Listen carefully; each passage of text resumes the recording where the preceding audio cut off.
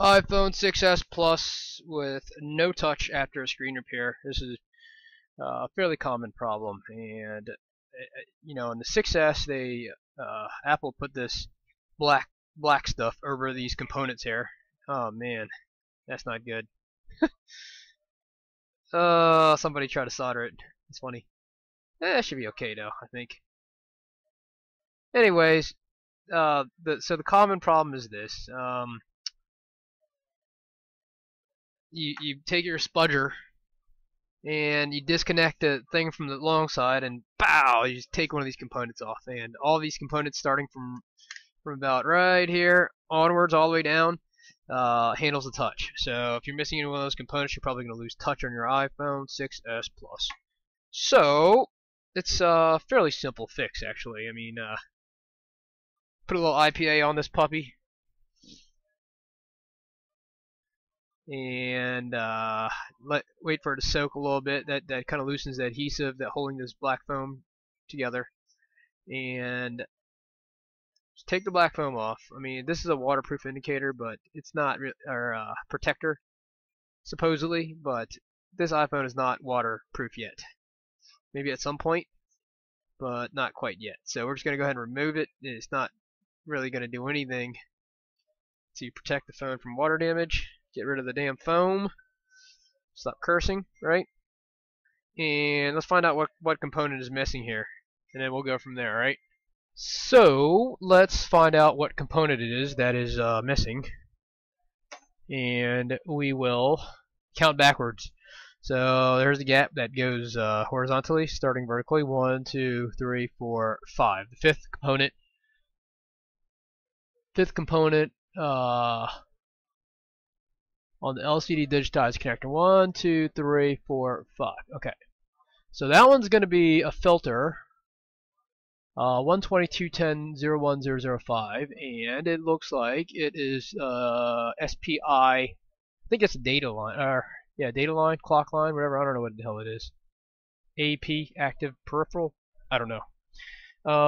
Anyways, I know it's a filter, common filter. I have the filter. I'm gonna get the filter, replace the filter, eat the filter.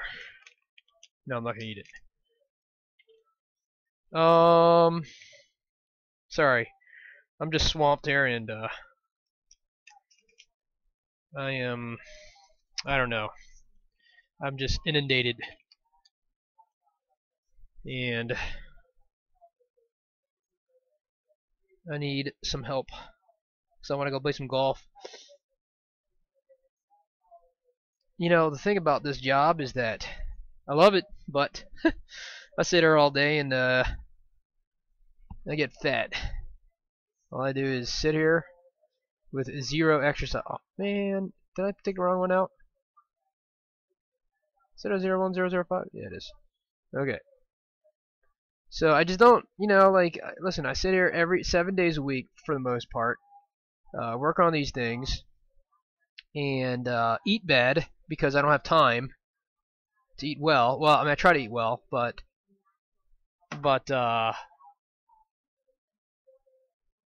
yeah, I mean, I'm just not very active, I mean, is it an excuse? I mean, can I take half an hour each day to go to the gym or run or something like that? I do, kind of. But even still, I mean, it's a tough, I don't know. Maybe it's an excuse. I don't know. I guess I can take half an hour out of my day to go run or something like that. But I got so much shit to do. This is why I quit my job back in the days. So I work for a company called CACI, Systems Integration Company, mainly federal contract stuff. As a network engineer, and should probably tend that first. And I sat in a cubicle for 5 days a week, 9 hours a day, with an hour lunch. Commuted every day You guys didn't see that, did you?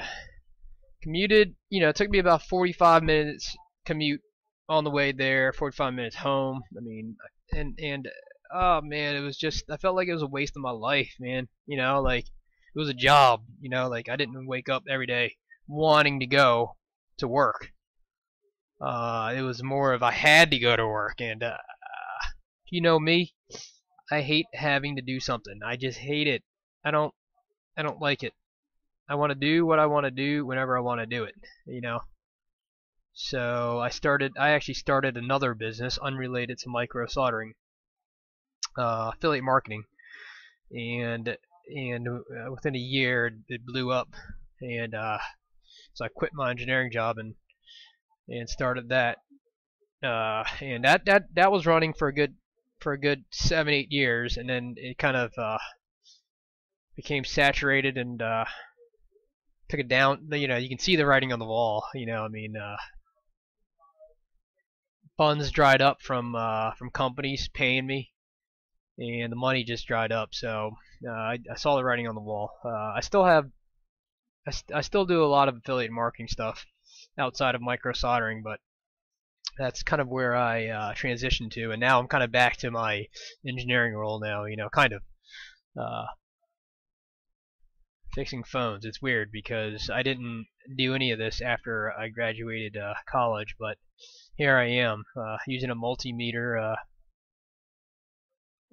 soldering stuff, looking at schematics and crap like that. So I guess this was my calling after all, I guess, huh? But what was I even talking about? I didn't even know what I was talking about, man. Anyways, I was wasting my life away, and now I feel like, I'm sitting here all day and just, this is what I do. I mean, I love doing it. I love doing this more than I did, my job working for somebody else. Mainly because I own this thing, and it's fun watching a business grow and building a business. That's really what I get a kick out of. But at the same time now, I'm like, I want to go play some golf, man. It's nice outside. I want to go play some golf, man. And I'm cry me a river, right? I mean, people will probably kill to do what I do, I guess. And but I just want to play a round of golf, maybe once a week, maybe. I mean, is that too much to ask? uh, and it's kind of tough because my shelf is full. My shelf is full. So the time has come to pass on some of this work at least, and so I can go play some golf. Sorry for messing up this video. I'm sure some of you guys don't really give a crap about my life story, but it is what it is. Here is the 6S Plus. I'm gonna go back to this repair now, 6S Plus, and that was pretty much it, I think. I'm gonna plug this in and let's see if it works, right? And I'll babble a little bit more. Affiliate marketing, yeah, affiliate marketing plays a big part in a lot of things, and I design all my websites too, so that definitely makes things a lot easier, But I would say that if it weren't for affiliate marketing, I don't think Microsoldering.com would be what it is today. It just wouldn't be, because I wouldn't even know how to get started. So the story of Microsoldering.com. Yeah, I should probably save that for another video. Alright, so it workies, touchy workies. So you wouldn't even think about it, but you're like, oh man, touch doesn't work on my 6S Plus. What is it? And it's this line right here. It's this. Let's see, this right here. This one. 1, 2, 3, 4, 5. It's SPI to AP to touch. How do you even know what lines handle touch? Well, the schematics says it all. Just go to the schematics, man. Learn how to read schematics. I'll show you. I'll even show you. Alright, hold on a sec. I'm going to bring it up. Let's see, 6S Plus. Okay. Right there. AP touch interface in the schematics, alright? All you gotta do is look at it. That's all you gotta do. And look Okay, let's see what line this is. SPI to AP to touch S clock con. Look at all these lines right here. S clock. Does that look familiar to you? Yeah, it does. You know why? Because this is necessary for touch to work. It's not that hard. They even tell you touch interface. Look at that. All right. So just I act like this is so easy. It's really not, because it took me a long time to figure this out, and I still don't know a lot of things. But that is kind of how you go about things, though. So touch works now. My life story. Yeah, Microsoldering.com. Yeah, I bought this website for like some dude was squatting on it. Okay, this is back 2016. This thing was available. Microsoldering.com was available in late 2016, if you believe that or not. 2016? Maybe it was 2015. Might have been 2015. I think it was 2015 actually. It was available in late 2015. All right, and some guy was squatting on this thing. Somebody owned it, and you know what? I think somebody owns soldering.com too. Somebody's squatting on that thing too. But I looked at microsoldering.com. Someone's squatting on it for like 500 bucks, right? And I'm like, damn, how come nobody has this damn domain? I'm like, this is crazy. And this is right before microsoldering was just getting started. And obviously Jessa and Lewis, those guys, they really did a lot for this industry, and so microsoldering.com is available, and I sent this the squatter an email, and apparently they had someone some escrow selling this thing for them, and I was like, hey man, I'll give you $250 for it, and they're like, how about 350? And I was gonna buy it for 500, and so I think I said like 300 or something like that, and they agreed to it. I gave them $300. It's nothing. And boom, there's my domain. I'm like, oh shit, man. All right, let's do it. And so that's it, man. Affiliate marketing. How do you build up domain name, get it ranked high, and how do you do that? Well, content is king now. Google changes their algorithm often. So back in the days, I would buy domain names, based on a keyword that I want to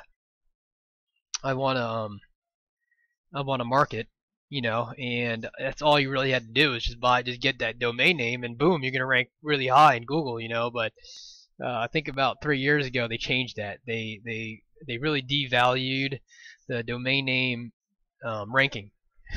I mean, they really just devalued it, and oh my gosh, man, people were gaming the system so bad, and Google finally figured it out, and I think a lot of people probably lost a lot of their revenues when that happened. And now Google, I think they update their algorithm daily now. They update it daily, and they put weighting on reliable sources and stuff like that. So you can't just game Google anymore. So really the only way to get rank high on Google right now is content. Really, you just have to produce a lot of content. Your content on your website has to be relevant, and there's some sort of authority rating too, meaning like, if President Trump says write something or whatever, that they somehow weight that a little bit higher than if some random Joe says something. I don't know how Google does it, but they have some sort of proprietary algorithm that nobody knows. Otherwise, they'd game the system. But anyways, so I, slowly but surely, I built up microsoldering.com. I didn't know what I wanted it to be initially. I was like, all right, do I want this as a community? Where like a forum where people just share their ideas. And I initially kind of thought about that. I was like, all right, people build content for me, whatever. And so I kind of started off that way. And a lot of times you don't know really what works. You just kind of throw stuff out there. But the usual suspects are community. You're gonna sell something, or news, or something like that. And so, anyways, I threw it all out there, and what stuck was repair, really. So here I am repairing stuff now, which is really what I want to do, anyways. So I think the big thing was iFixit picked up one of my videos on YouTube about touch IC disease, and I think STS Telecom and Jess, obviously, all three of us, I think we greatly benefited from, probably more so me and Jason from STS greatly benefited from that article than Jessa, because Jessa's really done a great job of marketing herself, really, and getting her name out there. And I think her story of PhD in biology, turned micro soldering mom. I mean, those are weird combinations, and people like weird combinations, when writing stories. So, and then the fact that she had a phone, dropped in the toilet, wanted pictures out, and busted the toilet. I think everybody knows that story, but it's a good story, and I think without her, I think micro soldering wouldn't be what it is today, right? And it's kind of exploded now. And what's in store for microsoldering.com? Well, I've run a few businesses in my lifetime, and I can tell you that what always happens is saturation. There's going to become like cell phone screen repairs. There's going to become saturation. Listen, 2 years ago, people were refurbing their own screens. I mean, people don't do that anymore. You know why? Because the screen prices are so damn cheap. They're so cheap now. There's so many manufacturers out there, and anybody that invested so much money into refurbing equipment, they don't. That stuff is like pointless now. I mean, it's just pointless because the screens are so damn cheap now. So what's going to happen to microsoldering.com? I think we haven't reached saturation yet, but I think a lot of repair shops are kind of going in or moving that direction, because if they send stuff out right now to repair, they're like, oh man, it's so expensive. Why don't we just do it in house? I mean, that's going to happen, and it's already happening. I think it's still a very small community right now. Relatively speaking, it's definitely grown from where it was a year ago, but I think in a few years, I mean, listen, you gotta stay ahead of the game. So you gotta stay ahead of the game, and my stake is that I have this awesome domain name. That's I don't want to pat myself on the back, but I'm gonna. And anybody doing a search for micro soldering right now I'm gonna come up first on it. That's it, man. You gotta have that. I mean, I thought about that sucker a long time ago. So long as you think, if you're the first to think about it, and you should benefit, right? So, anyways, yeah. I mean, that's really self-marketing. I mean, I just get a ton of leads just from people. Someone going to a cell phone repair shop and saying, "Oh, we can't do this. You might want to look for a micro soldering expert," and boom, they'll go home and search for micro soldering, and guess who's going to come up first, right? So what's going to happen? I mean, well, I think there's a few things you could do. You can build a brand, right, and try to scale that brand, right, and hopefully reduce your expenses and really try, like Amazon, right? Listen, they were selling books back in the days, and all of a sudden they started just buying every company left and right and expanded, and they were billions in debt, kind of like Tesla is now, billions in debt before they actually started making money. But look, where's egghead.com these days? Where's onsale.com? Where are all those sites? They're freaking gone, man. You know why? Because Amazon did things right. They did things right. And so that's what you're looking at. I mean, we're still in the early stages of micro soldering, but at some point, it's going to become somewhat saturated. Price is going to come down. I mean, prices are already coming down. People are doing touch IC repairs for $50 now. The only thing is, those people doing the $50 touch IC repairs, their marketing is probably not great. Which maybe their service is not great, or I'm not sure. I don't even know how they're doing it for $50, but you're going to see more of that, and eventually, people are going to have to lower their prices. People are going to have to lower they will, at some point. Otherwise, customers will go elsewhere, right? I mean, that's like any business, any industry, always happens. So, what is my prediction right now? Well, my background is affiliate marketing, so I love passive income. That's a totally different subject, but my focus, the repair is good, but I don't have to do repair. I think I can probably train people to repair this stuff, and yeah, so that's my plan. My plan is to hand off the actual work and work on the business, and go that route.